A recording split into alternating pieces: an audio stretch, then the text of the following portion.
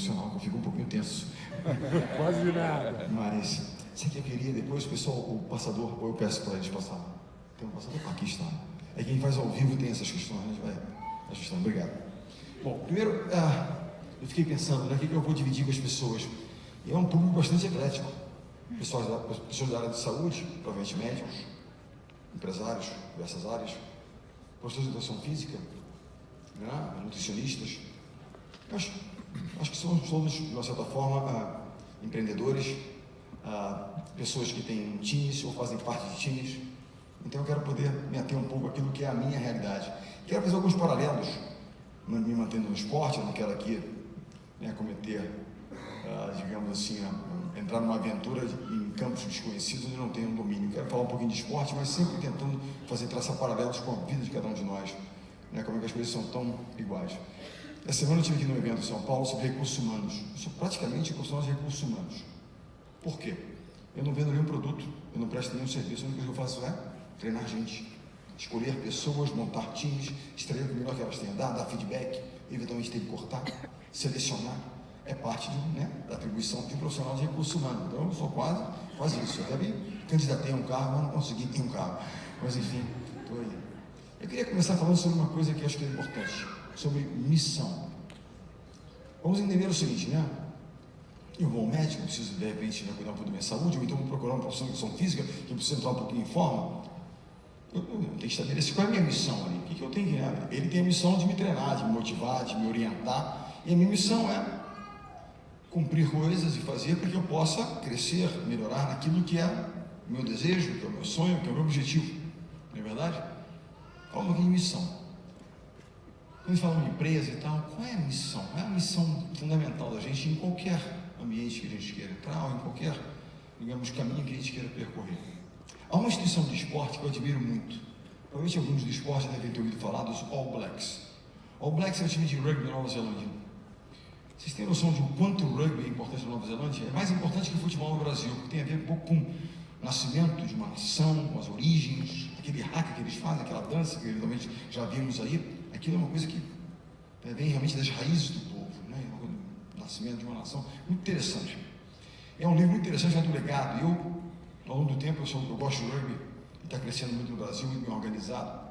Sua aparência é a confederação mais organizada entre os esportes no Brasil, embora ainda seja relativamente pequeno no Brasil. Mas o fato é, os All Blacks são uma instituição admirável. Há um livro, se você chamado O Legado, que fala de lições de liderança dos All Blacks. E algumas lições que são realmente incríveis ali. E eu quero compartilhar uma delas com vocês. Quando um jovem neozelandês, não há uma honra maior do jovem neozelandês do que se tornar um All Black. É uma conquista quase inigualável para um jovem, uma honra, fazer parte do grupo dos All Blacks. Quando ele recebe aquela camisa, que é uma camisa preta, os All Blacks, com um ramo aqui, é o símbolo, qual é a missão daquele rapaz? Ele recebe aquela camisa, diz que todos que recebem ficam emocionados. A missão dele é, quando ele deixar aquela camisa, X tempo depois, anos depois, para se aposentar, ele tem que deixar aquela camisa num ponto superior a que ele encontrou. Ou seja, ele agrega valor, ele traz uma contribuição. Isso é que é a coisa mais importante. Nós temos que o quê? Certamente, quando a gente entra num projeto e temos uma missão, é que a gente de alguma forma contribua, se beneficie, cresça e tal, e deixe a nossa camisa em algum momento, né, num ponto superior. E é um fato muito interessante quando a gente fala dos All Blacks e dessa aqui é uma história que aconteceu em 2016 no Rio de Janeiro, nas Olimpíadas. Essa foto aqui foi tirada dia 21 de agosto de 2016, foi o dia da final olímpica no Rio de Janeiro. Esse rapaz é um rapaz muito interessante em todos os sentidos, um amigo que a vida me deu. Ele jogou de azul, porque o líbero joga uma cor diferente dos outros atletas, certo? Aqui a seleção jogou de amarelo e ele jogou de azul. Quando termina a partida, ele toca aquela festa, ganhando a Olimpíada, que loucura, aquela coisa toda, vão vestiário e eles mudam a roupa, porque eles vão botar o uniforme de pódio para receber a medalha. É interessante que a comissão técnica não recebe o uniforme de pódio, porque a gente não sobe no pódio, né? Quando eu pergunto às pessoas quantas medalhas olímpicas eu tenho, de modo geral respondem erradamente. Né? Vamos lá, quantas medalhas olímpicas eu tenho? 6? Alguém disse 6? Nenhuma. Nenhuma não, eu tenho uma geração de prata. É verdade, tu jogou. Eu tenho 7, na verdade uma só. Uma só. As outras são réplicas. O que nós mandamos fazer é para ter um símbolo, uma memória de um projeto vitorioso, de um projeto, né, que teve algum tipo de sucesso. E toda a comissão técnica recebe porque sei lá, não tem nenhuma lembrança no sentido de uma materialização dentro daquele projeto, não faz sentido. Mas o fato em relação a isso é que o Serginho passou 16 anos conosco lá. Ele chega em 2001, como é que o esporte pode transformar a vida das pessoas, e ainda não temos um projeto que contemple isso de uma forma séria, né, organizada no nosso país. Né? Temos aqui iniciativas aqui ali, mas não um projeto nacional. Quem é de São Paulo conhece Pirituba, que é a terra do Serginho. Nasceu, temos sempre Piritubano e tal, né? Fusquinha e formiga tem tudo que é lugar. Opa, eu sou de lá. Mas o fato é que nós, flamenguista corintiano também tem bastante por aí. Ele é uma figura incrível. Ele chegou na seleção em 2001. E é um fato curioso, quando ele chega à seleção, na época, as rádios divulgavam as convocações, que nem no futebol, né? Poxa, o treinador Parreira convocou os goleiros tal, os zagueiros. O Bernardinho convocou, primeiro ano de 2001, primeiro ano da seleção masculina, Bernardinho convocou os atacantes tal, nível tal. E aí o Serginho chega lá em Pirituba, voltando de algum lugar que ele estava, fazendo alguma bagunça nas escolas que não estava. E aí ele volta e o amigo dele diz: pô, Serginho, você não vai acreditar, você foi convocado. E ele responde: caramba, eu achei que tivesse conseguido escapar do serviço militar e me encontraram. Eu não tinha noção de que era a seleção no primeiro momento. E ele é convocado para a seleção. E ele chega à seleção, desde que ele chegou, não sei porquê, né, que era o jeito assim meio humilde, não, ele vira para patrão, me chama de patrão. Ainda adotou o apelido de patrão, até hoje é patrão. Né? Patrão. O Gil me chamava de chefe, o Gustavo me chamava de professor, mas todos me chamavam de psicopata. Faz sentido. Vou dizer por quê.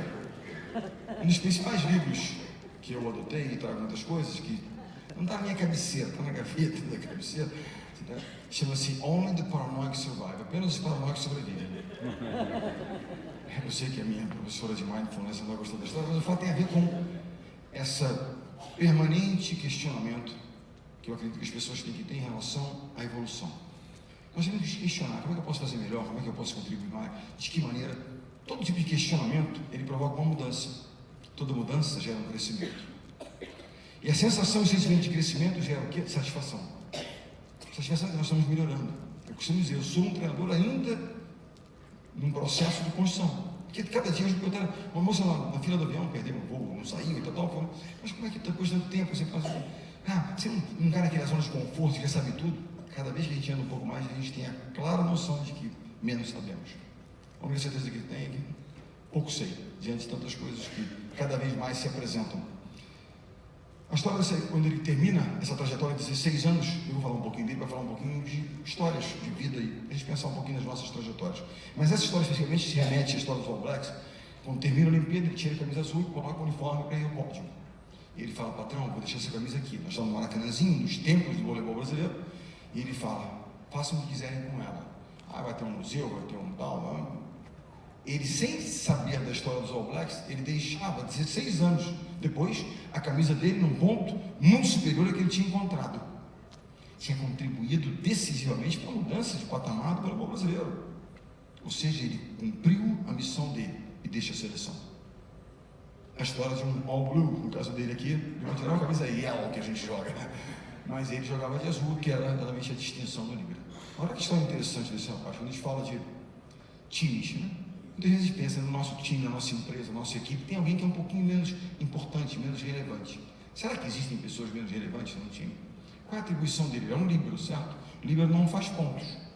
O líbero é back-office, é suporte. Ele prepara para que alguém possa realizar o ponto. Ele foi eleito o melhor jogador do mundo, não o melhor líbero, o melhor jogador do mundo, em 2009 e 2016. O que significa isso? A valorização de todas as funções. Todos são importantes no processo. Acho que essa é uma questão até de parar e extrapolar para uma cidade, para um país, para um estado, para um país. Tem que entender que todos nós temos a nossa responsabilidade, uma importância dentro desse processo. Primeiro, valorização de todas as funções. Mesmo parecendo ser menos importante, ele é fundamental. Segundo, o que motivou esse rapaz a trilhar essa carreira tão bem sucedida, com tanta disposição, determinação, garra? Eu pergunto a vocês, quais são os verdadeiros pilares da motivação? Hoje, senso de pertencimento, né? Eu falo assim, se é útil e tal, isso gera certamente a motivação, se sente útil e tal. Mas há dois pilares que são essenciais para mim, para motivar. Eu, como jovem atleta, pensava que treinador, eu achava que fosse capaz de motivar a todos. Não é verdade. Se não houver uma chama ali, eu posso dar oxigênio, mas acender a chama difícil, tem que ter alguma coisa. Quais são os dois principais pilares da motivação? Primeiro, profissionais de saúde, muitas vezes procuram por quê? Pela necessidade. Estou errado? A necessidade move a ação. O cara odeia fazer exercício físico, mas ele precisa. Ele odeia seguir uma dieta restritiva, comer saladas, aquelas coisas, então, mas tem que ir, porque não é disso. A necessidade move a ação. Estou errado? Alguns procuram apenas pela necessidade. Não gostam, mas tem que fazer. Necessidade. Primeiro, esse rapaz venceu pela necessidade. Ele conta a história dele. A primeira coisa que ele queria é dar uma casa para a mãe dele, que a mãe dele não acreditava que ele fosse dar a casa para ele. Logo, que ele deu a casa para a mãe. Necessidade. Segundo pilar de motivação. Não é porque eu preciso, é porque eu amo o que eu faço. Paixão. Necessidade ou paixão. Sem isso, não há solução. E essa realmente é a coisa que muda. E esse rapaz foi movido à necessidade. Se apaixonou pelo processo, obviamente, e hoje, que é mais importante, ao longo do tempo, é um tema que eu mais estudo hoje, que eu me inspiro em pessoas, é o tema da liderança. E uma coisa assim, liderança, líderes têm, obviamente, seguidores, pessoas que estão ali, chamados seguidores, mas pessoas que estão na sua equipe. Mas mais importante do líder não é trabalhar com seguidores, é formar novos líderes. Na semana passada ele lançou um instituto, um pouco inspirado no meu, para retribuir, no Guarulhos onde ele começou, que é um ginásio, uma empresa, retribuir com o esporte, deu a ele. E essa é a coisa mais interessante, ou seja, ele é um líder hoje que está transformando gente através do esporte. Pequeno parênteses sobre a importância do esporte, que ainda não tem, como disse a vocês, a relevância, na minha opinião, devida no nosso país. Então eu pergunto a vocês, ano passado teve Copa do Mundo de Futebol, certo? Qual foi o país mais inusitado que se classificou para a Copa do Mundo de Futebol? Vamos lá, futebol todo mundo entende, conhece? Oi? Islândia, alguém falou? Islândia? Panamá, podem dizer Panamá. O Panamá chegou lá, mas puxa, Panamá, se classificar ali na América Central do Norte não é difícil, né? Mas a Islândia, Iceland, terra do gelo, sabe quantos habitantes tem a Islândia? 340 mil habitantes. Deve ser uma pequena área de São Paulo, realmente pequena, né? Um bairro. 340 mil habitantes.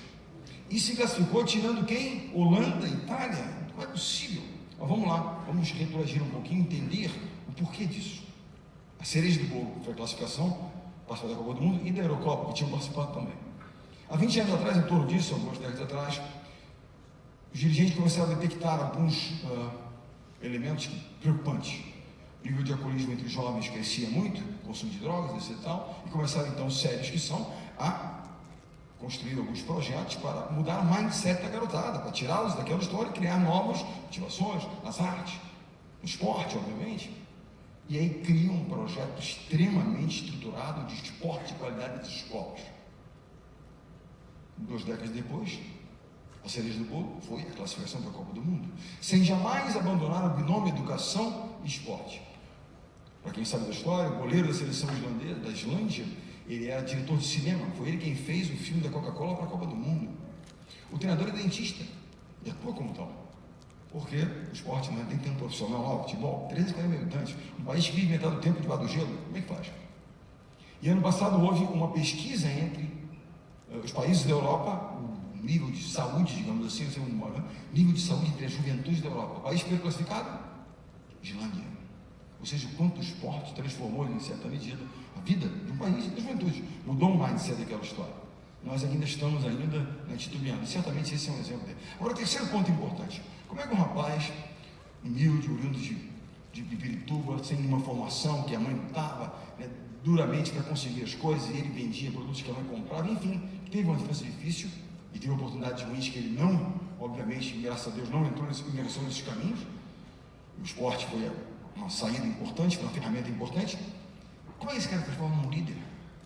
Um líder, um rapaz sem formação acadêmica, como é que o líder, pelo exemplo, nada que você disser às pessoas vai motivá-los, inspirá-los, nada que você fizer. E ele deu um exemplo. Sabe qual é a imagem que eu tenho dele, que eu treinava, jogava conosco? Ele jogava e treinava como se estivesse correndo atrás de um prato de comida, literalmente. O voleibol deveria a condição de transformar a alimentação da sua família. E quando alguém à sua volta não dava 100%, ele ia para dentro e cobrava. E eu adorava. Me ajudava. Ele pensava, estão querendo tirar o prato do meu filho. Isso não admito. Ia para dentro dos caras. Nossa, filhos é pancadaria, eu adorava aquilo. Vou dizer por quê. Eu não acredito em ambientes harmônicos em excesso. A harmonia, claro que ela é sempre bem-vinda e deve ser, mas porque o ambiente harmônico em excesso, ele pode ser algo assim perigoso. Ambientes onde não há cobrança positiva, etc., podem esconder aquilo que eu chamo de falta de confiança. Você aceita a cobrança de alguém que você confia muito? Certamente aceita. Eu sei que ele quer o melhor. Ele cobra porque ele acredita em mim. Cobrança significa o reconhecimento da sua capacidade de realização. Quando a gente fala com um aluno nosso, ou um paciente nosso, você vai conseguir. A gente acredita. Se não é desperdício de tempo, de energia, não faz sentido. Chega para a criança, não, você vai dar um saco de viagem igual do Giba. Não. Você vai começar aqui. Qual é a capacidade do cara? Cobrar. Tem a ver com reconhecer. Ele se formou num líder pelo exemplo que ele deu permanentemente no tempo que ele esteve lá. Eu acredito nisso, nessa cultura de excelência, na busca permanente pela evolução, 1% a mais, 1 ponto a mais, algo mais, a novidades o tempo inteiro, novas formas de se fazer. Essa JW aqui, o John Wooden, treinador de basquetebol, que dizia isso, muito interessante sobre a questão de você ter consistência em grandes resultados. Ele dizia isso: vencer exige talento, alguma dose de talento, mas seguir vencendo exige caráter. Tem a ver com a sua formação, com a sua disposição, resiliência, uma série de coisas tem a ver com o seu caráter. Uma coisa que eu digo sempre é isso: como é que eu me mantenho lá? Eu cheguei lá, como é que eu me mantenho lá? Na minha opinião, a gente não deve buscar se manter lá, a gente deve buscar continuar evoluindo. Continuar evoluindo. E essa é a coisa mais importante. Se manter lá significa manter o mindset, que a gente chama de learning mode, ou seja, modo de aprendizado permanentemente ligado. É a forma de a gente continuar evoluindo e crescendo. Nós vamos nos manter lá, onde nós chegamos e queremos continuar, no sentido de esse processo de constante evolução. Há uma frase, um pensador, porque eu me formei em economia na realidade, depois eu fiz educação física para poder ser treinador, mas eu fui em economia na PUC do Rio de Janeiro e eu voltei para a universidade, quando eu deixei a seleção, eu preciso voltar para a universidade para estudar, me capacitar, e aí queria fazer um curso de MBA, queria fazer um curso de pós-graduação, e aí me chamaram para dar aulas. Eu hoje dou aulas na PUC, nas segundas-feiras, na PUC do Rio de Janeiro, que é a minha alma mater. Eu me formei em economia, mas descobri o seguinte: muitas vezes o economista trabalha num banco, E eu descobri que nenhum banco me aceitou como profissional, não sei o banco da seleção de vôlei. Eu fiquei no banco a vida inteira lá. Naquela época, o jogador era bancário, agora eu sou banqueiro, porque eu comandei durante um bom tempo, era comigo, mas o fato é. Mas eu, enfim, estudei muito, etc. E o tema liderança. Eu hoje dou aulas na faculdade, numa matéria na área de empreendedorismo, é uma eletiva na graduação, para jovens e empreendedores. A matéria chama-se Liderança Empreendedora. Trabalhar com jovens, noções de liderança, formação de equipes, comunicação, feedback. Enfim, uma série de questões tem a ver com liderança para que eles possam formar as suas startups e tal, precisam. São muito bons em tecnologia, aqui eles são fantásticos, digitam com 2 mãos, com o dedo, digitam com tudo. E aí me zoam tremendamente que eu sou um pouco lento no digitar, não é verdade? Eles digitam várias coisas ao mesmo tempo. E aí eu falo, não começa a me zoar não, porque a geração que digita com 2 mãos, muitas vezes ainda é mantida pela geração que digita com uma mão. Portanto, minha filha vem tirar onda, eu falo para ela, menos. E ela tira. Mas o fato é, Peter Drucker é um dos caras, o pai da administração moderna. Peter Drucker, pai da administração moderna. Austríaco de nascimento, americano, se radicou americano, professor das universidades. Ele disse o seguinte: há 3 coisas que acontecem naturalmente em qualquer instituição. Pense em qualquer instituição que vocês estejam de alguma forma inseridos. Na clínica, no ambiente universitário, numa academia, o que seja. 3 coisas acontecem naturalmente muitas vezes. Primeiro, atritos. Entre pessoas, atritos podem acontecer. E não precisa fazer força, acontecem. Segundo, confusão. Poxa, eu não sei se essa é a minha responsabilidade, ou é dele, ou é dela e tal. Atribuir a confusão se instala. Terceiro, queda de desempenho. Oriundos aí do atrito, da confusão. Para todo o resto é necessária a liderança. A liderança, ela vai, uma liderança positiva, inspiradora, evitar atritos desnecessários, certamente não permitir que a confusão se instale e vai manter um nível de desempenho elevado. Essa é a essência da liderança, fazer isso. Primeira aula que eu dei, há 4 semestres atrás, eu estou no 4º semestre dando aulas, é um aprendizado permanente. Eles mantêm, você vão jovens, garotada de 19, 20, 21 anos e tal. O que me assusta hoje não são as mudanças no mundo, a velocidade com que elas acontecem. É assustador. Para nós, dinossauros, é assustador. É uma velocidade, mas a gente está ali tentando, eu vou tentando. E vou lá com ele. É uma coisa que eu fiz a primeira aula, eu fiz a seguinte pergunta aos jovens. Uma série de perguntas a gente faz. Eu faço um questionário e uma delas diz: como é que você pretende mudar o mundo? E é muito interessante. Nos anos 80, eu estava na faculdade, de economia e tal, Se o professor perguntasse isso, o cara ia dizer: eu quero estudar aqui, entrar no mercado financeiro e ganhar um monte de dinheiro. Alguém não ia falar em dinheiro nos anos 80? Hoje, poucos falam em dinheiro. Eles falam em participar de um projeto que possa fazer, transformar a comunidade dele, transformar o ambiente dele. Rapaz, tem coisas interessantíssimas, tem muita esperança. E eles bem orientados, jovens bem orientados, vão realmente fazer um mundo diferente. É claro que precisam de grana. Só que eu digo a eles, não se preocupem que grana, esse pessoal que está frustrado hoje porque não mudou o mundo, eles vão te financiar quando virem projetos bacanas que vocês têm. Eles têm? Eu digo, conseguem mesmo.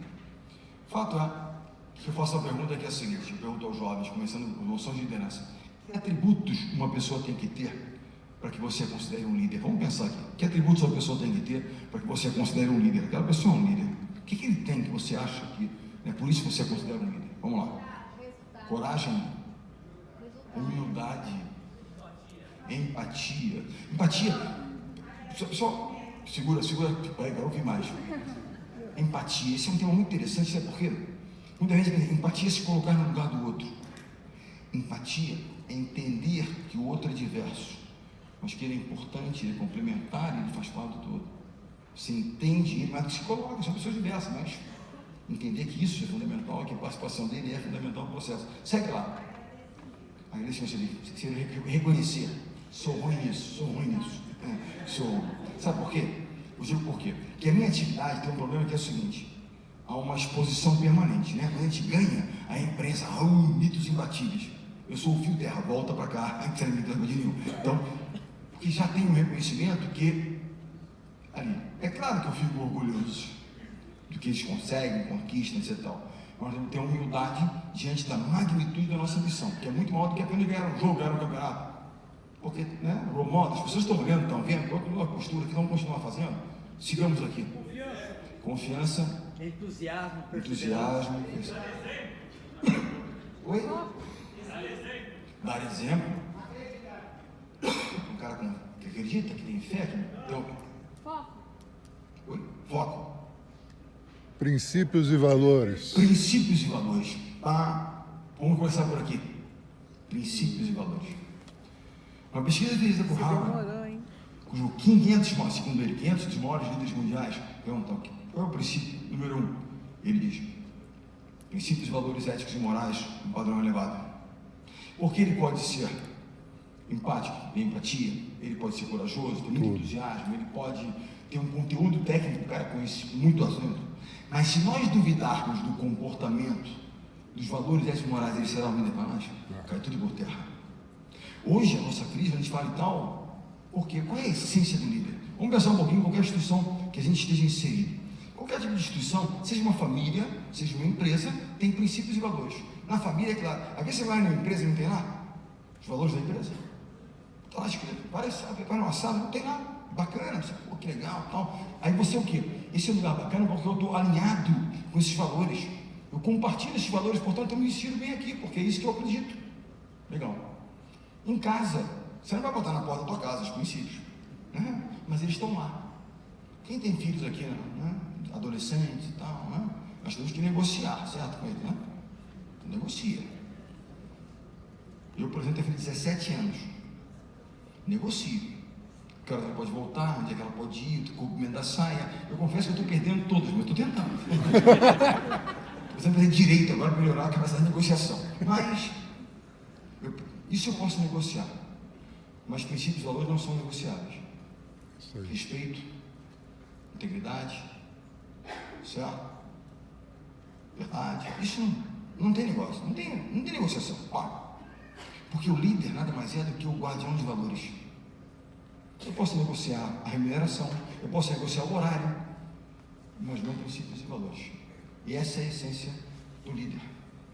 Essa é a essência do líder. Humildade é algo importante, eu quero falar. Alguns de vocês conhecem esse senhor chamado Almirante McRaven? Quem conhece?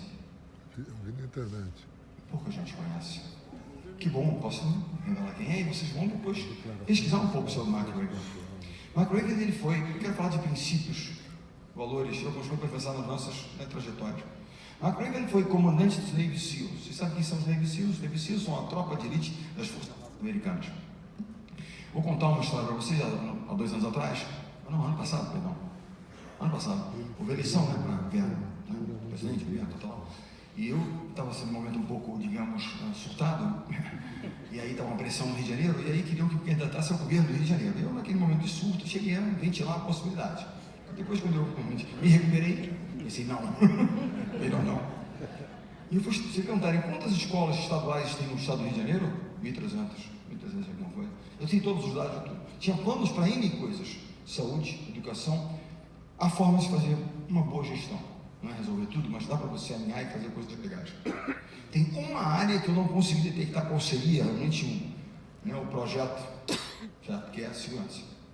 Aí eu pensei, vou contratar, porque existe uma lenda que, segundo os Navy SEALs, que diz que se há uma missão impossível, contrate um Navy SEAL que ele tornará possível. Então eu pensei em contratar uns 5.000 Navy SEALs. Mas não seria o suficiente, seria 10.000. Mas o fato é, esse senhor, quando comandava os Navy SEALs, aquele terrorista Osama Bin Laden, é um pequeno grupamento de McRaven que executa Osama Bin Laden, que atemorizava os Estados Unidos e o mundo ocidental. Mas eu quero contar um pouquinho o seguinte: muitos de nós que trabalhamos no esporte, muitas vezes em algumas coisas, nós aprendemos muito na nossa formação dentro dessas atividades. Esse senhor, eu tive com ele nos Estados Unidos em 2015, num evento sobre liderança. Ele falou que a grande parte das coisas que ele aprendeu, as maiores lições que ele teve na vida dele, ele aprendeu como estava treinando, tentando se tornar um Navy SEAL. Vocês têm noção de quão difícil é se tornar um Navy SEAL? O nível de exigência física, emocional e tal, é uma coisa brutal, realmente brutal. Dos 150 jovens que se alistam quando ele se alistou, já há muito tempo, apenas 30 e poucos concluem o curso e se tornam Navy SEALs. Praticamente 120 desistem. Vou falar rapidamente de algumas lições para a gente debater alguns valores. Primeira lição: todo jovem Navy SEAL acordado, recruta acordado diariamente às 5 da manhã, eles são acordados, seguro de formiza. A primeira missão do dia qual é? Fazer a cama. Arrumar a cama. Mas não é arrumar a cama do tipo, eu vou dar uma garra na minha esposa, né? Arrumar a cama tipo hotel 5 estrelas. Já foi dormir no hotel? Se quer entrar para dar coberta, tem que fazer uma força, nada, vai entrar embaixo. Fica tão esticadinho, né? Só que você fica com não vou deitar aí, não vai amassar. E você quer soltar o pé, tem que ir lá tirar, que você não consegue soltar. Não tem isso. E é assim que eles ficam arrumados. Lençol, coberta, travesseiro. Vocês conhecem o teste da moeda? Estica o lençol na cama e solta a moeda. Se a moeda não quicar, porque tem alguma folga. Aí colchão pro alto e de novo.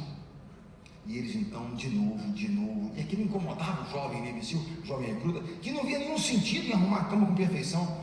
Ele estava terminando para ser um combatente, iria para o Afeganistão, para as montanhas, para o deserto. Ele iria por acaso encontrar cama para dormir? E aquilo se repetia.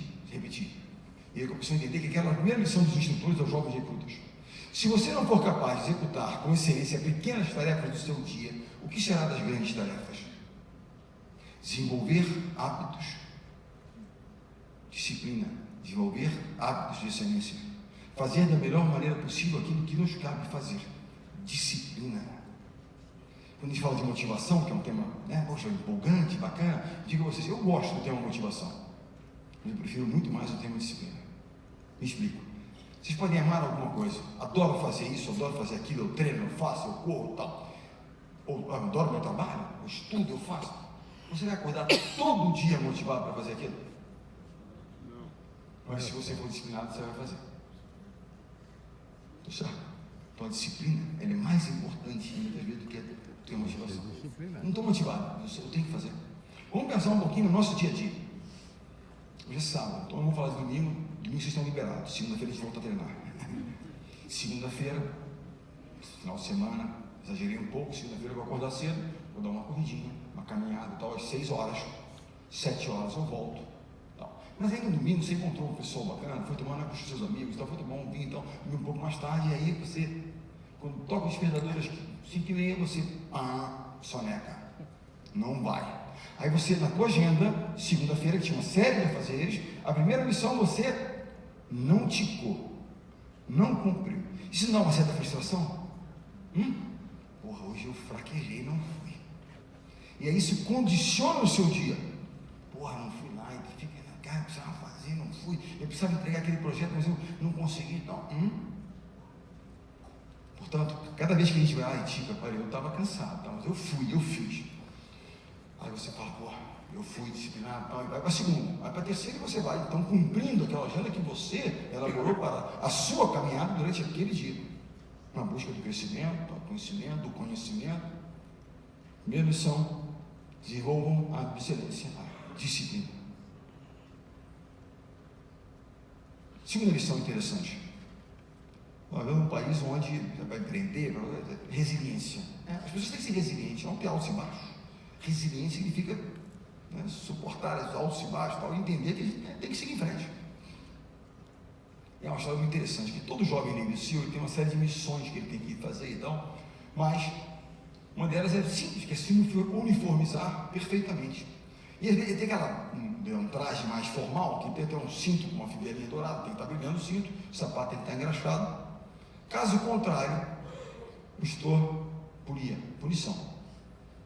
E eles diziam, o melhor que eles fizessem, o instrutor sempre achava uma forma de dizer que eles não estavam perfeitamente trajados. Quem aqui nunca teve sensação em algum momento que a vida não foi justa? Me preparei tanto, fiz tanto, mas olha, não deu certo. Pô, a vida não é justa. Não foi justa. Pô, preparei um bom time e tal, na véspera da Olimpíada, o jogador importante se machuca. Pô, a vida não é justa. Ok. E aí, a punição que eles mais odiavam era a punição chamada sugar cookie. O que é isso? Não estava bem trajado, ele dizia sugar cookie. Cookie, você é americano, estava lá com um açúcar em cima. O que era isso? O cara, como estava fardado, o seu treinamento do Navy SEAL fica no litoral, ele vai no mar, na praia, mergulha e volta rolando na areia. Quando ele chega na calçada, ele não pode se limpar e se lavar. O sol começa a colar, a areia também, ele vira um sugar cookie. No Brasil ele viraria um croquete, um empanado, não é um sugar cookie, mas é aquele jeito. E ele dizia que incomodava demais a ele ser um sugar cookie, mas não pelo desconforto físico da areia, do sal, pelo desconforto emocional de que todos sabiam que ele havia falhado. Ele era o sugar cookie da vida. E ele dizia o seguinte, eu comecei a perceber que cada vez que um dos jovens se incomodava, porque ele achava que estava perfeitamente trajado, tinha feito um esforço danado, que o instrutor o punia, cada vez que ele mais se revoltava com a injustiça que estava sendo cometida com ele, mais os instrutores os puniam. E aquilo alimentando a sensação de justiça do rapaz. E punição de novo, punição de novo. E a lição é exatamente essa, mostrar aos jovens que a vida não seria sempre justa. E que no dia seguinte ele ia ter que levantar e seguir fazendo, e tentando, e melhorando, e buscando, assim, responsabilidade. E essa é uma questão que nós vamos passar muito para os jovens. Não é muito sem álibis. Nós precisamos fazer, é parte do jogo. O jogador se machucou. Sim, machucou. É do esporte. Então, próximo, bora, segue fazendo. Eu vou falar da última lição, mas eu quero falar ao longo do nosso percurso.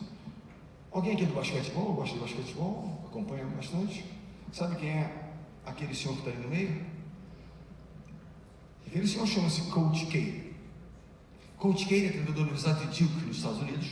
O nome dele é Mike Krzyzewski. Krzyzewski são 9 ou 10 consoantes com 1 ou 2 vogais no meio. Por isso meu Coach K, porque é impronunciável. Quero contar uma história por que eu coloquei de propósito ele no meio de um time de Duke, da universidade dele. Se eu perguntar, mesmo quem não é de basquete, qual é a principal seleção de basquetebol do mundo? Norte-americana. Dream Team 1, Dream Team 2, 10, 5, junto aquele pessoal do meio, os caras são os monstros, ganham todo mundo. Em 2004, na Olimpíada de Atenas, quando nós ganhamos o ouro, os Estados Unidos perdem a semifinal para a Argentina. Caramba, a semifinal, nem para a final ia. Ou seja, desastre. Os americanos, desastre. Aí o conselho de basquetebol norte-americano, ou seja, os acionistas, o conselho de administração da empresa, se reúnem para tentar entender o porquê do que a meta não foi alcançada, o porquê do fracasso daquele grupo de talentos. Chegam à seguinte conclusão: era um grupo de talentos, mas que não jogava como um time. E a Argentina, que os bateu na semifinal, era um grupo menos talentoso, mas que era um time. O que eles fazem? Mandam embora o treinador, que é sempre o primeiro a cair, portanto atenção.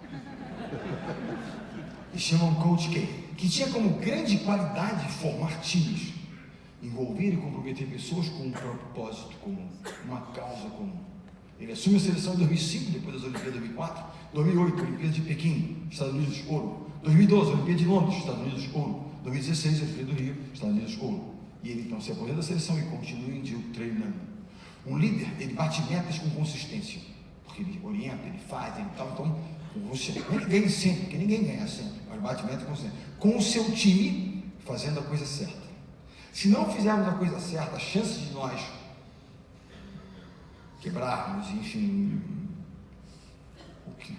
oxidarmos a estrutura da nossa Constituição é enorme. Portanto, fazer a coisa certa.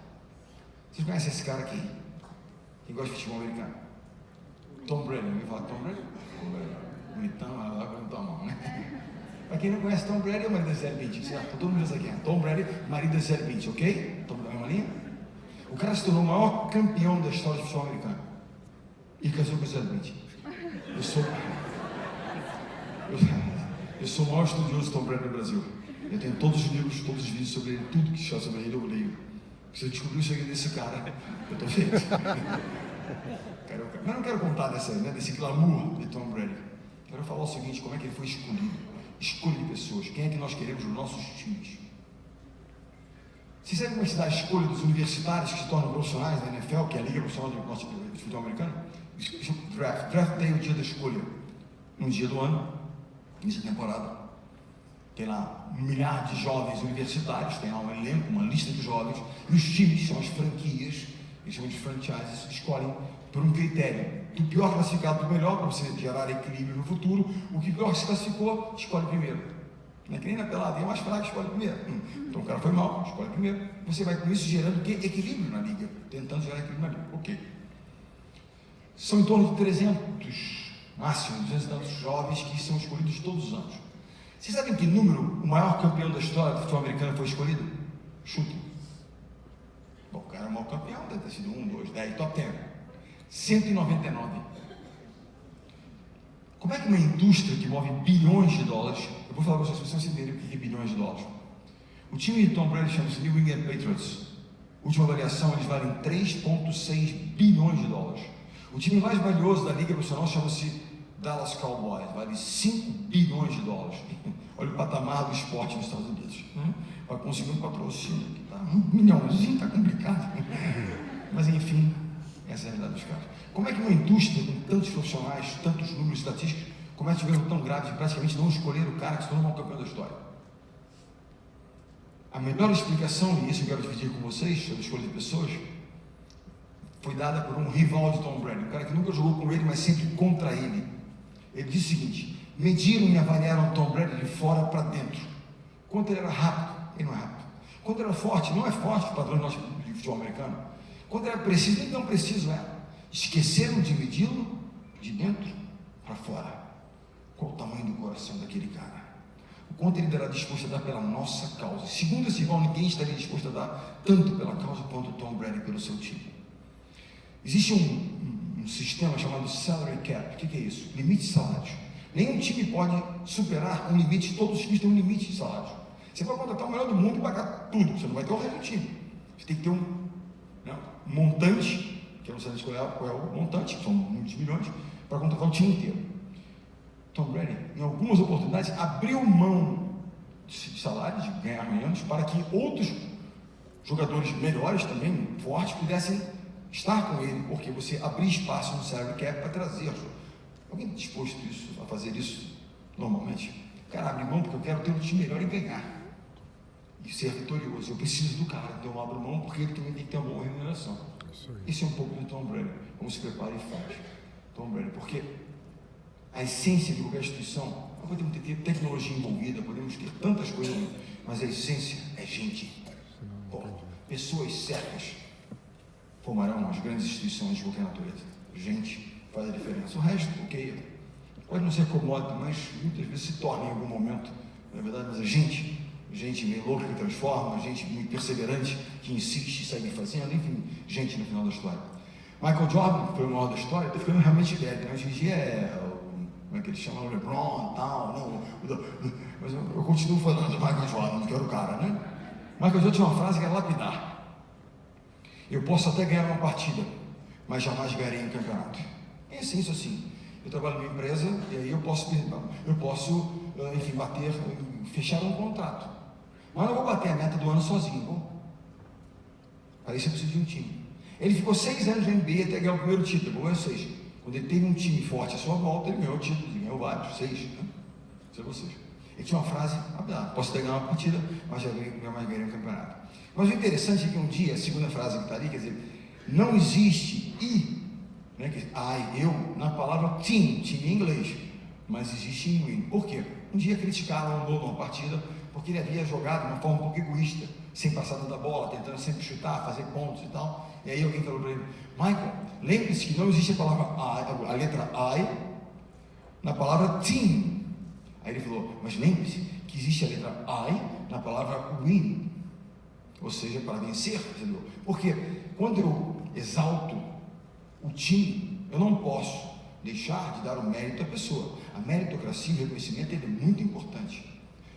Vou só dizer para você o que aconteceu conosco. Um dia me perguntaram, Bernardo, qual foi o primeiro sinal que você teve? Você estava diante de um grupo de jovens dispostos a transformar num verdadeiro time. Em 2002, pela primeira vez, nós ganhamos o Campeonato Mundial. Quem se lembra um pouquinho da geração de prata? Montanaro, Bernardo, Renan, William, Xandó, lembra os craques todos? O time dos craques, eu, minha turma no banco, eu estava lá também. Em 82, nós fomos vice-campeões mundiais. Olha a coincidência. 82, vice-campeões mundiais. O campeonato jogado na Argentina. Final, Brasil e União Soviética, num ginásio chamado Luna Park. Tomamos um 3-0, mas um sacode, gente. 1 hora de jogo. De uma cor da bola. 20 anos depois, como treinador, eu volto ao mesmo ginásio para jogar uma final de campeonato mundial contra a Rússia, herdeira da União Soviética, para os nossos rapazes. Quando eu entrei de manhã para dar o treino, a gente treina de manhã, no dia do jogo à noite, treino de manhã. Eu entrei no ginásio, já estive aqui e a sensação não é boa. Deixa eu ver. Mas eu não estava preocupado com o time, sabe por quê? A maior parte dos garotos não era vivo em 82, muitos deles. Não sabiam sequer que era um saque de Jornada nas Estrelas. Achavam que fosse apenas um filme de ficção científica. Mas enfim, o fato é. Ok.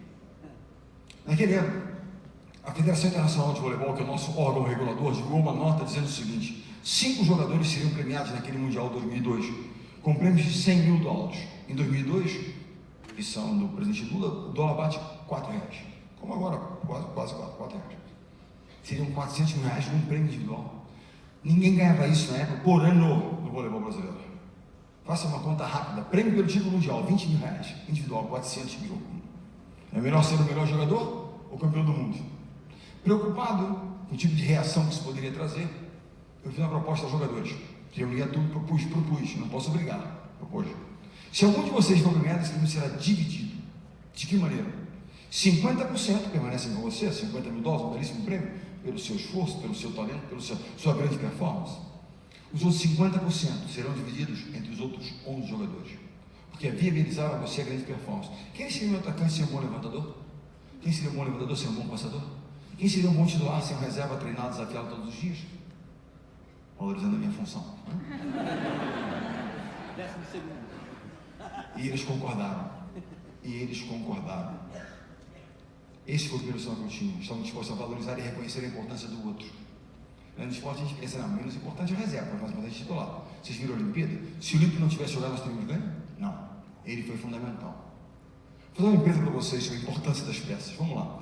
Um dia eu fui chamado para fazer uma palestra numa empresa que trabalha na distribuição de combustíveis. Na realidade, é uma empresa onde tudo acontece, que é o Posto Ipiranga, né? Tudo acontece. Fala Posto Ipiranga. E aí eu recebi um briefing da empresa, super detalhado, uma apresentação da empresa, e num chat, lá estava o organograma da empresa, sabe aqueles retângulozinhos? Presidente, vice-presidente, diretores, superintendentes regionais, tudo, e aprendi tudo da empresa. Na penúltima linha estava um gerente de posto. Quem estava na última linha? Frentista. Também chama frentista? Só bom? Frentista. Pensei que é comigo, tem um carrinho de gasolina, se eu parar num posto e o preço for igual ao do outro, meu carro não engasgar, significa que a gasolina não foi adulterada, é boa qualidade, um posto vale o outro, verdade? Muda alguma coisa? Como aqui vai ali o carro vai lá, né? Quem é que gera fidelidade nos clientes? Por que voltamos naquele posto de gasolina especificamente? Pelo visto, você está por quem? For mal atendido num posto, você volta lá? E se for muito bem atendido? Pensem bem, em lugares que a gente vai, avisa moço, o rapaz da recepção. Você é recebido com um sorriso, então você, cara, que agradável. Vai num restaurante comer. Aí você escolhe um prato que não foi o melhor prato, mas o atendimento tão bom, você vai voltar e dar uma chance. Você come legal, foi mal atendido, você volta lá. Gente, e não a menos importante, digo a vocês, o frentista é a chave do sucesso. Se ele não estiver comprometido e não fizer o trabalho muito bem feito, ou seja, o fracasso daquela empresa não consegue realizar. Agora, digo a vocês, o grande inimigo na formação de um time chama-se ego. Egos e vaidades fora de controle. Quando o cara começa a achar que ele é o cara, sem mim nada acontece. Eu descobri uma coisa, que na nossa atividade existe um elemento que alimenta egos e vaidades terrivelmente, é a imprensa, a mídia. Quando a gente ganha, eu descobri qual é a missão deles. A gente ganha, Bernardinho, Midas ele ganha, ele grita, mas ele faz. Mas ele é grande, é? Quando você perde, Bernardinho grita muito destemperado, não vai conseguir nada assim. É por aí, é? Eu estava no aeroporto hoje, e o cara falou, aeroporto todo mundo ia falar, né? O cara não entra no aeroporto, aí, não, o cara era tricolor, tem jogo do Fluminense com o meu Botafoguinho. Eu posso falar de futebol que ninguém é anti-Botafogo. Botafogo não incomoda ninguém, só o próprio torcedor. Mas aí teve um jogo, Fluminense e Grêmio, semana passada, estava 3-0 pro Grêmio, o Fluminense virou. 3-0 em 20 minutos. O treinador do Fluminense, a torcida, investiu, tira esse cara, pior do mundo e tal. 4-3 Fluminense, seleção. Ou seja, é assim, paixão. Não é difícil, né? Então, assim, você sabe qual é a diferença entre Midas e destemperado? Não? 2 pontos no tie break. 2 pontos separam Midas e destemperado. Diga a vocês, nada do que vocês lerem sobre vocês deve iludi-los ou deprimi-los. Porque não é relevante. Relevante é que você vai fazer no dia seguinte, seguir entregando, seguir fazendo. Ponto. Se preferir, não leiam. Leiam sobre os outros. Porque você sabe o que você fez, deixou de fazer. O que eles vão dizer, pouco te importa. Não é verdade? Até porque muitas vezes não sabem. Não tem noção. Sabe que eu participo de algum conselho de empresa, e esse é um livro muito interessante, vai para o seu e-mail. E eu tenho tido alguns embates, questões com pessoas com muito ego e tal, e eu tenho distribuído esse livro para várias pessoas, lá de presente. O problema é que eles não estão lendo. Então não adianta, não estão lendo, vai continuar lá. Quero contar rapidamente uma história para vocês, realmente rapidamente, uma história de 16 anos. Eu chego à seleção de 2001 masculina, vindo feminino, e eu me deparo com um time, uma empresa que era a 6ª colocada no ranking mundial. Tinha ficado em 6º lugar em Sydney, na Olimpíada, então nós queríamos chegar no topo. Eu me deparo com uma condição, pensando assim, na macroeconomia, né, pensando assim, porra, muito boa, eu tinha talento à disposição, era uma geração muito talentosa, então com disciplina, planejamento, processo, fomos crescendo, 6 colocados. Ganhamos a Liga Mundial 2001, Campeonato do Mundo 2002 e 2003, atingimos o topo do ranking mundial, ganhando a Liga Mundial e a Copa do Mundo. Julho de 2003, primeiros colocados do mundo, de onde nunca saímos do ranking mundial, na primeira posição, nem por uma semana. Mas vocês perderam, assim, perdemos primeiro, segundo, primeiro, segundo, estamos ali. Outros, primeiro, 10º, não ali. Consistência. Fechamos o ciclo, dia 29 de agosto de 2004, com o ouro olímpico. E eu tenho, por que eu queria vir na palestra anterior da Fernanda, para entender um pouquinho de mindfulness e tal, né? Equilíbrio. Eu tenho um estado de física permanente, que é preocupado. Muito preocupado, pouco preocupado, mas estou sempre preocupado. Chegamos lá, certo? Primeiro do mundo, chegamos lá. É mais difícil chegar lá ou manter aquela posição lá. Manter. Porque as armadilhas começam a se colocar. Os caras começam a achar e tal, usando algo, imbatível e tal, aquela coisa toda. Já não estão dispostos a pagar o preço. Eu não sou um treinador hoje, eu sou um provedor de zonas de desconforto. Aos campeões de desconforto. Ele estará disposto a continuar a pagar o preço que ele necessário pagar para se continuar a entregar? Essa é a grande questão. Ou não, virá por inércia, não vem por inércia. Pelo contrário, será cada vez mais difícil. E essa é a primeira questão. Eu quero falar de lições, aprendizados. Uma vez que encontramos o sucesso, chegamos lá, o que vamos fazer agora? Essa é a grande questão. E eu preocupado, novas formas, tomando tentáculos, continuamos ganhando ligas mundiais, mais um campeonato mundial em 2006 e tal. E aí em 2008, 4 anos depois, bateram a foto, 1, 2, 3. Essa foto está equivocada, é a foto de um funeral do parente próximo nosso. Vamos levar cravos vermelhos, pessoa amada. Isso aqui é a foto de uma prata olímpica. Alguém aqui gostaria de ir para a Olimpíada e ganhar medalha de prata? Quem não gostaria? Por favor. Quem não vibrou com a medalha de prata de Jake Paul, foi espetacular? Ele tinha caído assim, caído assado, medalha de prata. O da canoagem, uma prata e um bronze, o nosso Isaquias, maravilhoso. Felipe Vu do tiro, primeira medalha de prata, não foi espetacular? Mas não do vôlei. Do vôlei se espera o quê? Um novo ouro. Porque os resultados conquistados anteriormente geram expectativas e responsabilidades crescentes. Uma frase importante. Lembre-se de uma coisa: os resultados do passado não te garantem nada, a não ser expectativas e responsabilidades. Mas olha, quem trabalha na área comercial é igualzinho quem trabalha na área de esporte, não tem passado. Você bateu a meta quantos meses seguidos? 10. Desse primeiro, como é que começa? 0-0. Pô, mas não é sacanagem, pô.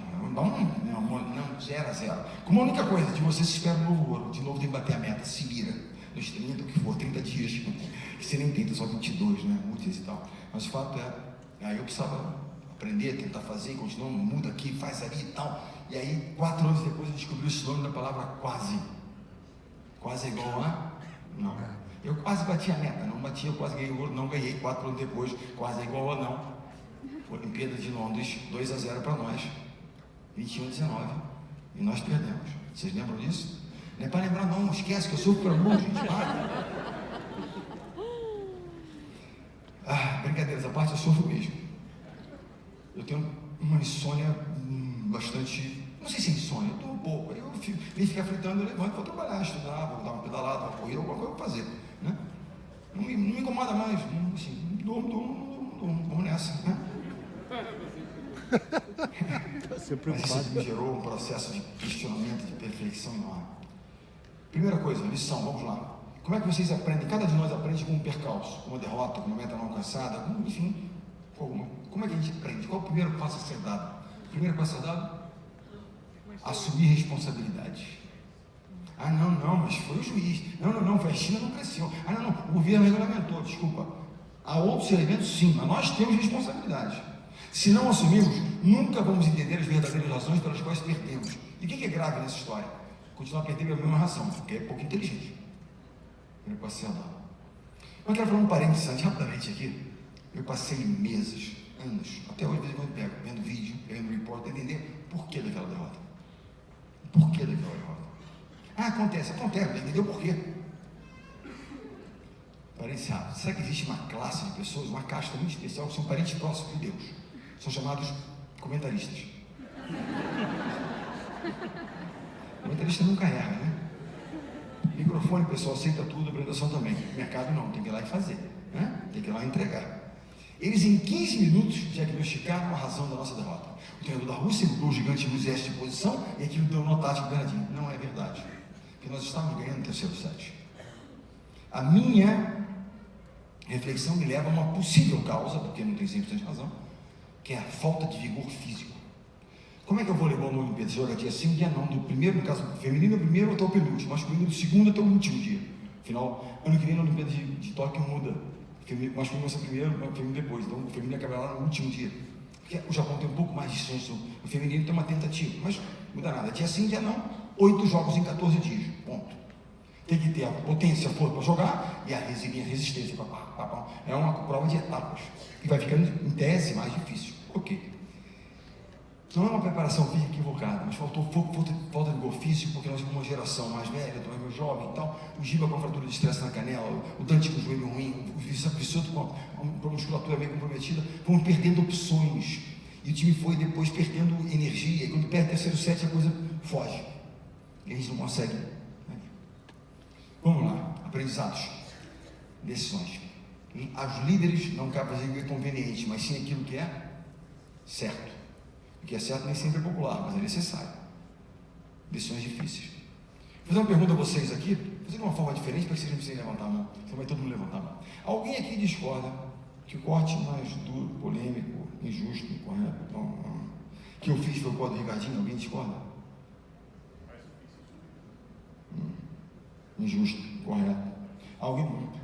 Mas alguns já me xingaram aqui. Nepotista. Tem que pensar.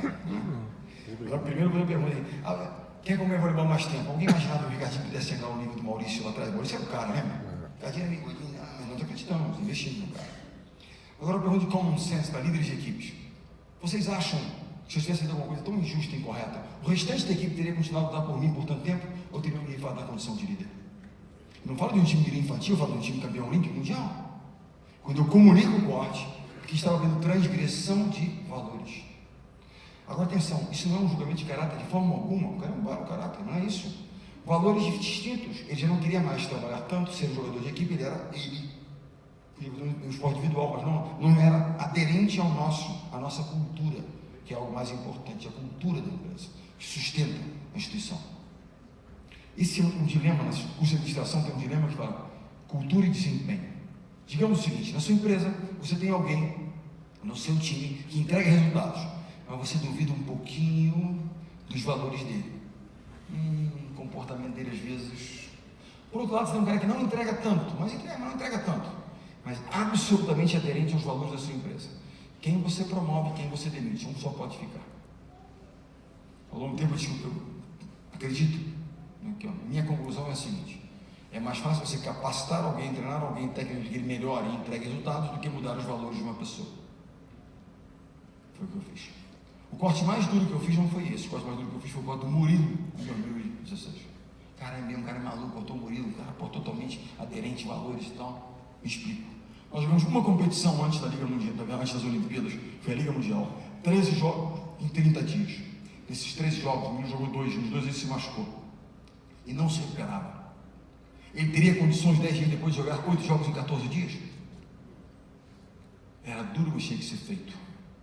E eu mantive o menino Douglas. Eu poderia ter mantido o Douglas embora, que era um jovem que ninguém quase conhecia.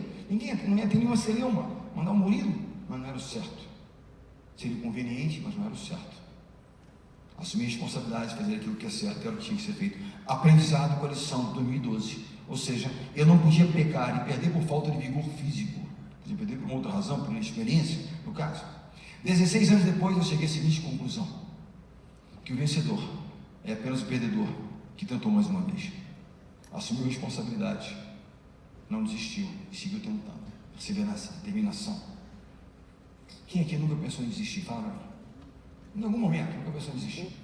Poxa, não vou conseguir entregar, vou desistir. Não vou conseguir, vou desistir. Sabe que eu fui fazer um triatlo uma vez, eu fiz um triatlo olímpico, né? E no final eram 10 km correndo, e era lá no Rio.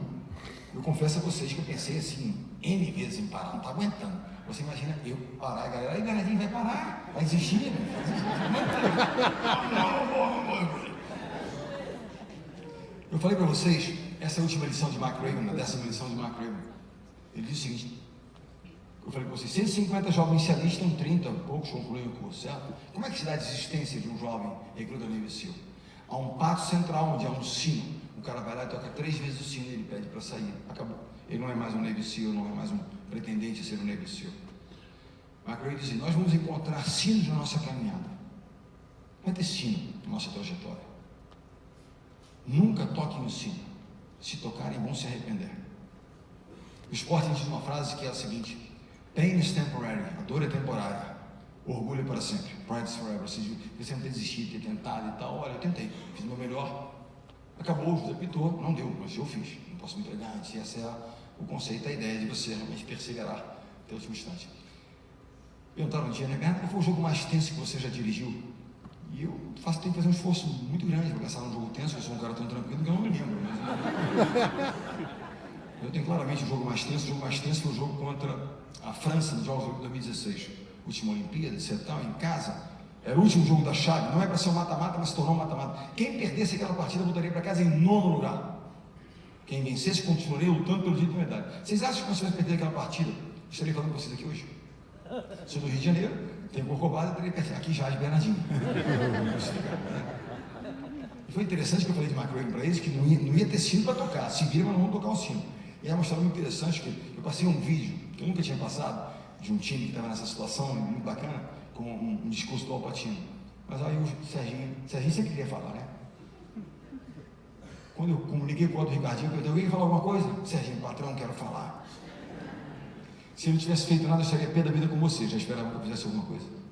Olha que coisa interessante. O cara tão bom. Mas nesse dia, ele falou: patrão, quero falar com os jogadores. São seus, pode falar. Ele vira para o altar e fala assim: rapaziada, eu tenho 40 anos. Estou na UTI respirando para aparelhos. Se vocês não me ajudarem amanhã, e nós perdemos, eu morro esportivamente para a carreira dele. Eu não quero e não posso morrer amanhã. Ele estava conclamando os rapazes aqui, abraçar uma nova causa. Não era para vencer, lutar pela sobrevivência e a sobrevida de um companheiro, de um líder, de uma pessoa admirável, e que todos admiravam, né, e gostavam tanto. 16 anos depois, com uma geração que não era tão brilhante quanto a primeira geração, uma boa geração, não tanto, venceram. Não porque tinha tanto talento, mas porque determinação, trabalho duro e um propósito comum. Os caras lutaram. Vocês sabem que quando eu pego esse grupo, em 2015 eu tive uma experiência muito interessante. Quero contar essa experiência para vocês, depois contar uma história, um vídeo e fechar com uma história falando sobre estratégia, ok? Importante. Em 2015 nós estávamos em Saquarema, nosso treinamento, e às 3h30 da manhã batem a minha porta e eu descobri que a insônia era hereditária. Era meu filho. Seu filho bate a sua porta às 3h30 da manhã, você pensa, está encrencado com grana, você é avô, alguma coisa vai acontecer, não é verdade? Bem bomba. Não, ele entrou, cara, vem falar contigo. Nós tínhamos sido vice-campeões em 2012, vice-campeão mundial depois de um tricampeonato mundial em 2014 na Polônia. Tem que falar contigo. Ele disse o seguinte: você desenvolveu uma forma, uma metodologia de trabalho que é o quê? Cobrar, desafiar, cobrar. Deu certo. Aquela geração lá era movida a desafios. A primeira geração que eu dirigi, e o maior símbolo daquela geração era o Gustavo. Gustavo é um gaúcho do interior do Rio Grande do Sul, Passo Fundo, um cara ogro, mas um ogro do bem, um Shrek, bacana, cara. Professor, ele era um pau, mas um cara espetacular. Essa geração ela não tinha um livro de cabeceira, tinha um filme de cabeceira. Lembra aquele filme 300, dos espartanos, que fala sobre a batalha de Termópolis? O Gustavo, ele encenava a cena de Termópolis e ele era Leônidas. E eu só entrava no vestiário depois do AU, lembra do AU, já? Os caras faziam, eles queriam, aquela uma geração, eles queriam sangue, esportivamente falando, eles eram movidos a desafios. Quanto mais desafiados, mais eles reagiam, e reagiam bem. Quando a coisa era meio, sabe, aquele jogo mais tranquilo, me dava uma preocupação enorme, crescia, porque eu estava ali, crescia a preocupação, porque poderia haver um relaxamento. Nas grandes batalhas não relaxavam, eles queriam sangue. Professor, deixa pra gente eu tinha que segurar aquela, segura as férias. E ele disse, aquela geração era um desafios. Mas se você continuar a tratar essa geração da forma como trata a outra, vamos continuar no quase. E eu fiquei pensando, pessoas diferentes têm tentado de formas diferentes, são os mesmos princípios, mas as formas são diferentes. Será que tem que desafiar todos ou trabalhar a autoestima daquele jovem que precisa trabalhar a autoestima? E eu fui estudar. Alguém aqui é de recursos humanos? Feedback sanduíche. Já leram a respeito?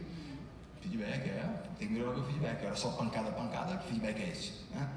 Era duro até dar o feedback, uma informação. Feedback sanduíche é o seguinte, nos livros dos Estados Unidos de esporte, psicologia do esporte, usa muito. Você dá uma informação positiva. Por exemplo, o rapaz, cometeu um equívoco qualquer, não deu certo a jogada, ou enfim, o que ele fizesse. Você fala, olha, seu approach foi perfeito, como você entendeu, mas, então positivo, mas aí você corrige, que é o recheio. Você não prestou atenção a esse detalhe aqui, portanto, se você fizer esse approach, atenção ao detalhe, você vai ter êxito, aí você fecha, você vai dar certo. Eu confesso a vocês que eu queria dar só o recheio, eu fiquei comendo sanduíche na Olimpíada. Eu fui estudar e fui tentar o quê? Porque a coisa mais importante que entender é o seguinte: quantos de nós pensam, eu preciso mudar a atitude daquele jovem, daquela menina, daquele menino, daquele tal? Quantas vezes eles pensam nisso? Agora, quantas vezes nós pensamos, eu preciso mudar? Ainda mais quando você chega num certo patamar, quando você diz, nós precisamos mudar, nos questionar. E eu digo a vocês, números comprovam que esse Olimpíada, o Wallace fez uma Olimpíada espetacular, na final, genial e tal. Ele nunca tinha feito uma competição naquele patamar, com nível de exigência tão alta, com tanta eficiência. Eu tenho convicção de que a forma diferente de lidar, ser mais assertivo, menos cobrança, menos desafio, foi positiva para ele. Nossa relação melhorou e ele cresceu e ele se sentiu mais à vontade para jogar. Porque não, os outros não funcionaram. Mas o Gustavo, o Gil e tal, professor, está muito hoje, pancada, eles queriam isso. Essa geração não. Não é melhor, não é pior, é diferente. Igualmente eficiente, espetacular e tal, diferente. E eu quero encerrar aqui, não dá o play para mim ainda não, quem está comigo lá, não dá o play ainda não. Eu quero contar uma história para vocês sobre time, interessantíssimo. Uma história verdadeira. 1980, alguns vão lembrar, mas uma parte não, aconteceram as Olimpíadas de Moscou. Lembra de Moscou, Olimpíadas? O símbolo mais bacana da história das Olimpíadas, mais simpático, o mascote chamava-se Urso Misha. Era um ursinho que encantou a todos. Ok, a nossa seleção de prata ela estava, tinha 19 anos e tal, estávamos lá em Moscou. Naquela época, as Olimpíadas de Verão e de Inverno aconteciam no mesmo ano. Hoje acontecem com 2 anos de intervalo, né? Cada 4 em verão, cada 4 em inverno, mas entremeados 2 anos. O voleibol também é cultura, então eu falo um pouquinho de história para vocês. Em 1980, a União Soviética invade o Afeganistão. E havia uma questão política muito séria entre a União Soviética e os Estados Unidos. E aí, o presidente dos Estados Unidos, Jimmy Carter, resolve não participar e boicotar as Olimpíadas de Moscou. Isso esvazia as Olimpíadas, a Olimpíada sem os Estados Unidos não é, fica um pouco vazia, né? Não vai ao Canadá, alguns aliados próximos não foram. Ok, terminou a Olimpíada de Verão. No final do ano, aconteceria nos Estados Unidos, em Lake Placid, a Olimpíada de Inverno. O primeiro-ministro da União Soviética chamava-se Brezhnev, e ele diz: mas nós iremos aos Estados Unidos provar a superioridade soviética sobre os americanos. Eu pergunto a vocês, quem é do esporte, qual é o esporte símbolo das Olimpíadas de Inverno? Não é aquele simpático curling, né? Que cara, nem esqui, hockey. Porque hockey é time, você ganha, você perde como nação. Outro é mais individual, hockey. Já viram um pouquinho de hockey na televisão? Quando os caras se seguram e ficam se socando?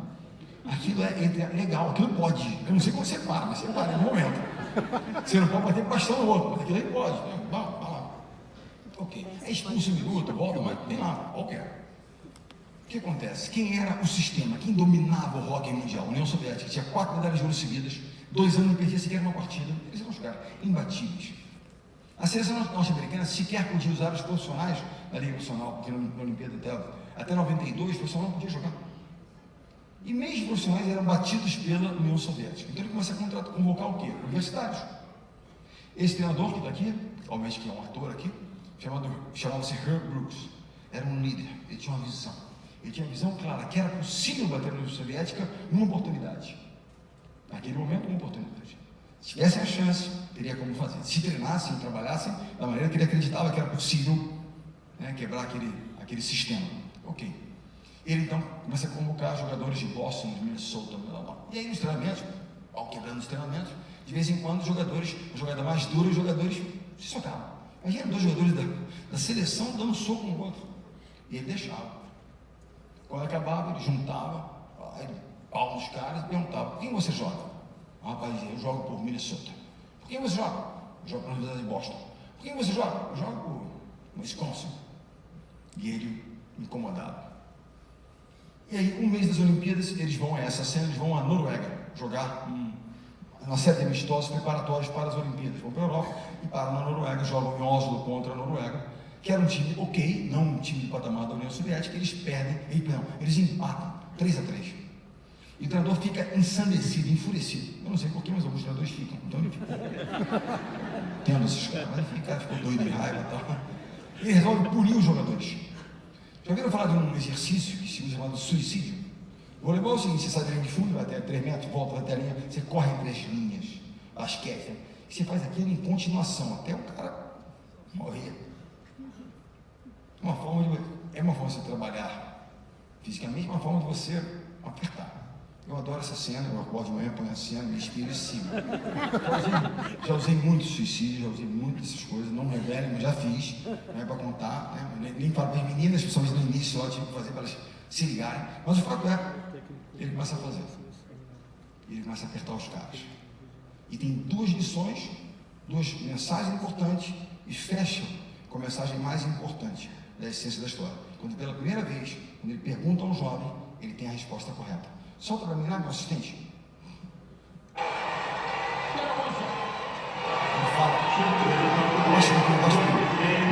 Ele fala com o assistente, né? Pega um apito, pode deixar num volumezinho legal, que aí eu vou.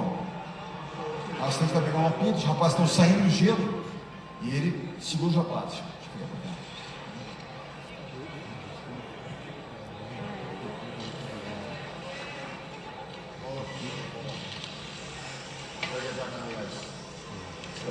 Before. Find out soon. Let's go back on the ice. Vamos voltar. Find out in a minute. Well, let's go. Come on. Essa cena durou 1 hora, repete, mas eu cortei por 2 minutinhos. 3. Também tenso. Blazer anos 80, lá, tá bacana. You don't want to learn again? No problem, we'll work now. Go on. Now. Aí o cara vai pro fundo. E começa, eles não correm, eles patinam entre as linhas, né? Quando indo embora, os caras começam. E eles só fazem assim com a cabeça e falam, de novo, alguém? Quer saber? Não tem negociação. Vai fazer uma centena de vezes. O ginásio vai apagar a luz e eles vão continuar patinando. Esse é o médico, preocupado com o que vai acontecer. Vem.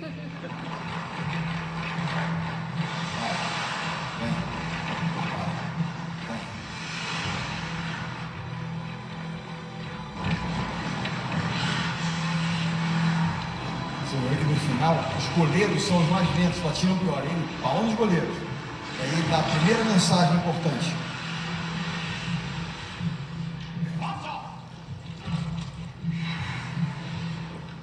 Think you can win on talent alone? Gentlemen, you don't have enough talent to win on talent alone. Again.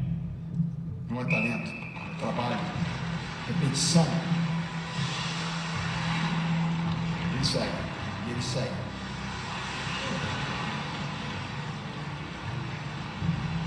Segunda mensagem. O valor do time, não de verdade. You gotta think about something else, each and every one of you. When you pull on that jersey, you represent yourself and your teammates. And a nickel on the front is a hell of a lot more important than the one on the back. Get that through your head. O nome do time está aqui, o seu nome está aqui. O que importa é esse aqui. Get on that line. Apagaram as luzes, eles estão lá repetindo, os jogadores estão vomitando, passando mal. E não tem negociação, de novo. Again. Aí seu amigo assistente até quer negociar com ele, não tem negócio. Até que o garoto vai gritar. O garoto grita o nome dele. O garoto se torna o capitão da seleção, Michael Luciano. Vocês vão ver. Ele fala de onde, o nome dele, de onde ele é, cidade e estado. Quando ele vai apitar, o garoto, eles não aguentam mais, o garoto vai gritar. Ele tábua de salvação, ele grita para tirar a atenção do cara. Michael Luciano, o nome dele. Aí ele fala de onde ele é. Cidade, estado. E aí, o treinador pergunta a ele, pela primeira vez tem a resposta correta. Who do you play for? United States of America!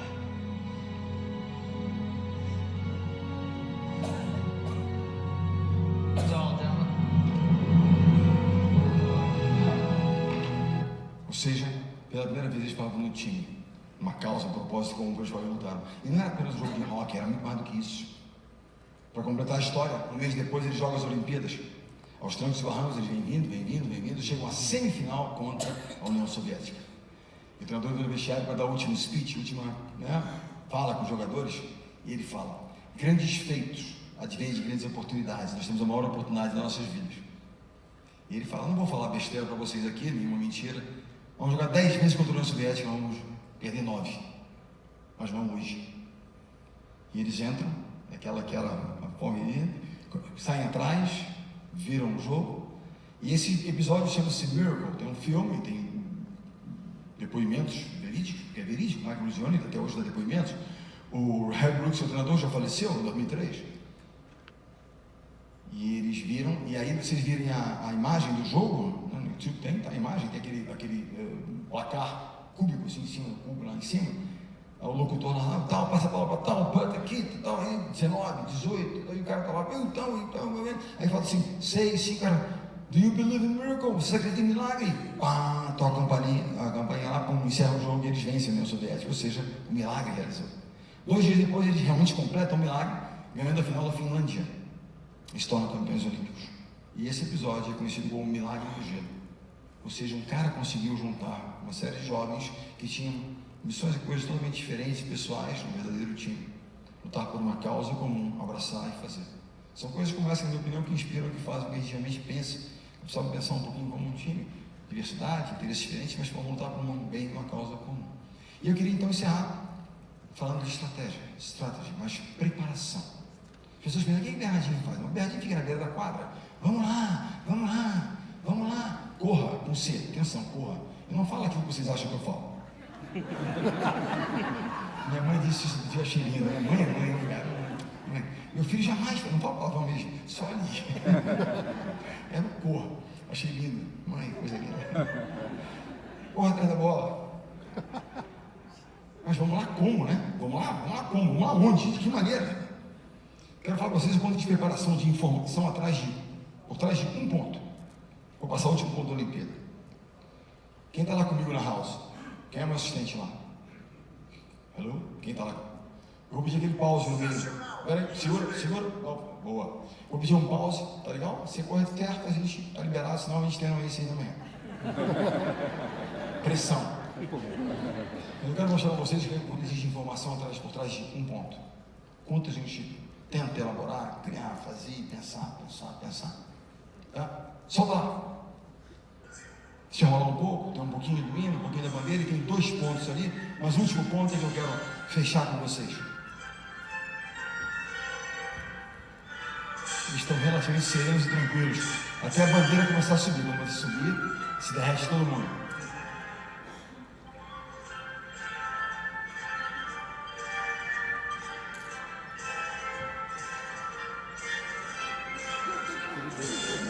Chorando. Vou deixar rolar. 2-0, 23-22 agora. Atenção. Pause. Boa. Convocado. Tamo junto. Vamos lá. Estratégia. Quem sacou? Vão anotando aí que a meta tem prova. Wallace.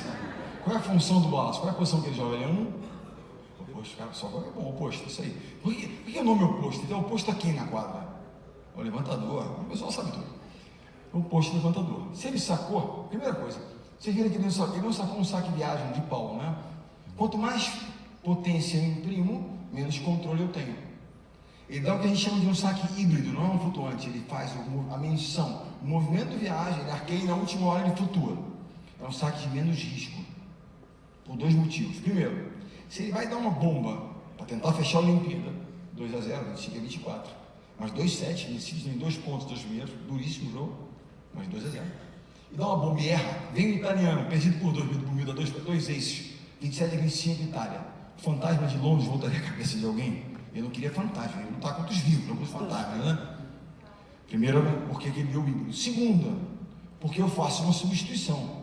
Eu coloco o Evandro, porque se o Wallace, que é o oposto, chegou no saque, quem chegou na rede, muito bem, está aprovado às 6 da manhã, estou treinando amanhã, está no time, vocês também. Então, chegou. E aí, o Bruno tem 1,91 m, é um anão, nesse mundo, né? E entrou o Evandro, 2,07 m, uma altura mais razoável, 2,07 m, não é verdade? Ok. Então, ele flutua também para quê? Para não desperdiçar a entrada de um cara grande. Que eu preciso que tenha ação para o cara poder atuar no bloqueio. Na verdade, né? Comprimir os italianos de alguma maneira. Ok. Ele saca propositalmente, a orientação é híbrido na 1, não é essa posição, tá? 1, 6, 5, 4, 3, 2. Anotaram? Bom. Posição. Por quê? Aquele fone que eu uso não é para arrancar e ficar enfurecido, que eu fico, não é isso. Aquilo ali é informação online, ou seja, a gente estuda, tem um plano de ação. Vamos jogar dessa maneira, apontar posição por posição, nós vamos trabalhando. Tipo de passe, etc. Ok. E eu então recebo informação, 2 pessoas estão lá de fora, a estatística e o assistente, falando de posições. Se as informações batem, ou se eles mexeram em alguma coisa, porque uma coisa é o visual, outra coisa são os números. Números, estatística o tempo inteiro. Ok. Bati. Os jogadores mais eficientes, pré-estudados e confirmados pela ação, eram esses jogadores. Osmani Juan Torena, nascimento cubano-italiano de adoção, e esse rapaz chamado Ivan Zaitsev. Pessoal que lembra da geração de prata, lembra de um cara chamado Zaitsev na União Soviética? É o pai dele. O pai dele bateu muito na gente. Em compensação, bateu muito nele. Quem apanha não esquece. Fato é, eram os 2 mais eficientes, tá?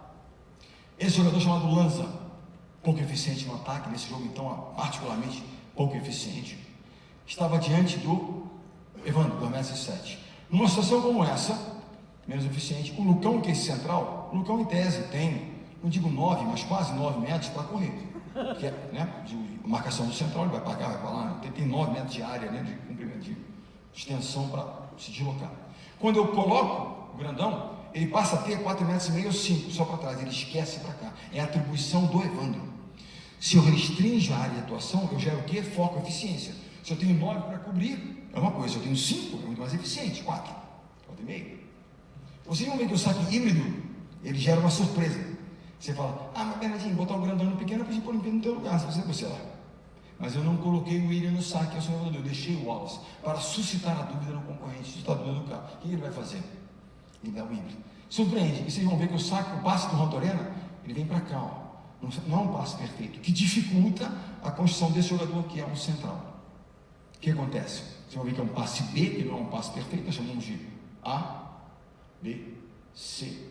D é o passe que a bola volta de graça e ponta que a bola vai embora. São as categorias de passe. Estão anotando? Vamos lá. Ok. Outra informação relevante e importante: o levantador italiano tem 20 anos na Olimpíada. Primeira Olimpíada dele.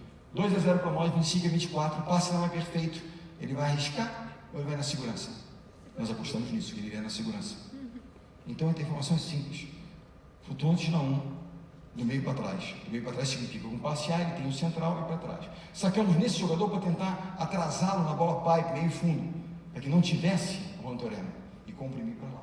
Vocês vão ver que o passe vai sair, não é um passe perfeito. Lucão e Lipe, que está na posição 4, nós chamamos de Chupida, vocês chamam de Lipe, partem antes para o Zaitsev. Solta lá. E nesse dia, inclusive, a gente fecha. Tinha um rapaz que estava desempregado, eu contratei ele para ser chefe de torcida, estava duro. Aí depois ele arrumou uma boquinha lá em Paris e eu liberei depois. Quer ver? Tá aí, vai aparecer. Esse rapaz aí, ele ficou lá torcendo, mas enfim, para acabar em alto astral, botar uma coisa bacana, lembrar, então, mas para o seguinte: preparação. Mesmo no esporte, cada vez mais a ciência envolvida.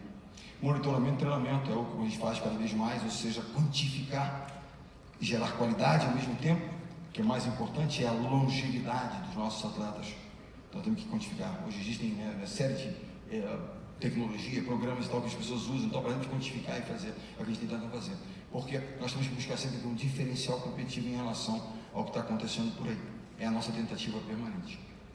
Então eu queria agradecer a vocês pela atenção, desejar a todos juntos sucesso. Eu espero que as histórias de alguma forma possam fazer com que vocês pensem em relação, né, à trajetória de vocês, ao caminho de vocês, aos times de vocês, de que natureza forem, que vocês tenham muito, muito êxito na carreira de vocês, ok? Um abraço a todos.